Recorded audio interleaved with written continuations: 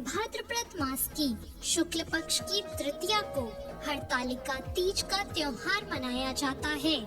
इस दिन सुहागन महिलाएं पति की लंबी उम्र के लिए व्रत रखती हैं।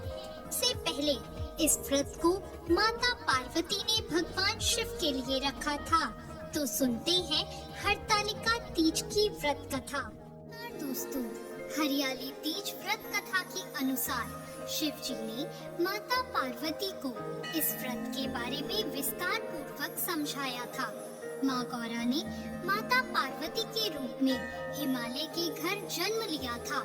बचपन से ही माता पार्वती भगवान शिव को वर के रूप में पाना चाहती थी और उसके लिए उन्होंने कठोर तप किया।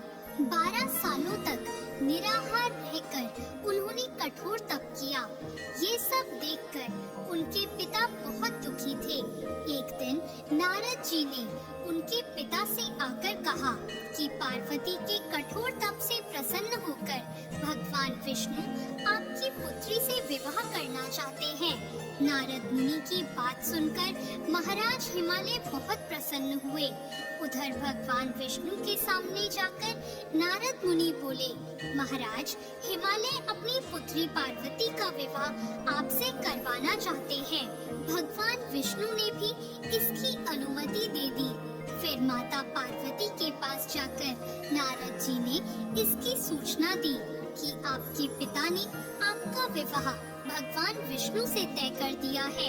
यह सुनकर माता पार्वती बहुत निराश हुई। उन्होंने अपनी सखी को बताया कि वो भगवान शिव को पाने के लिए ये व्रत कर रही हैं। माता पार्वती की इच्छा अनुसार उनके पिता महाराज हिमालय की नजरों से बचाकर उनकी सखियां माता पार्वती को घने सुनसान जंगल में स्थित एक गुफा में छोड़ आई। यहीं रहकर उन्होंने भगवान शिव को पति के रूप में पाने के लिए कठोर तप शुरू किया, जिसके लिए उन्होंने रेत से एक शिवलिंग की स्थापना की। संयोग से हस्त नक्षत्र में भाद्रपद शुक्ल तृतीया का वह दिन था जब माता पार्वती ने शिवलिंग की स्थापना की थी। इस दिन निर्जला उपवास रखते हुए उन्होंने रात्रि में जागरण भी किया था। उनके कठोर तप से भगवान शिव प्रसन्न हुए और माता पार्वती को उनकी मनोकामना पूर्ण होने का वरदान दिया। अगले दिन अपनी सखी के साथ माता पार्वती ने व्रत का पारण किया और समस्त पूजा सामग्री को गंगा नदी में प्रवाहित कर दिया। उधर माता पार्वती के पिता भगवान विष्णु को अपनी बेटी से विवाह करने का वचन दिए जाने के बाद पुत्री के घर छोड़ देने से व्याकुल थे। वह माता पार्वती को ढूंढते हुए उस स्थान तक जा पहुँचे जहाँ माता पार्वती थी।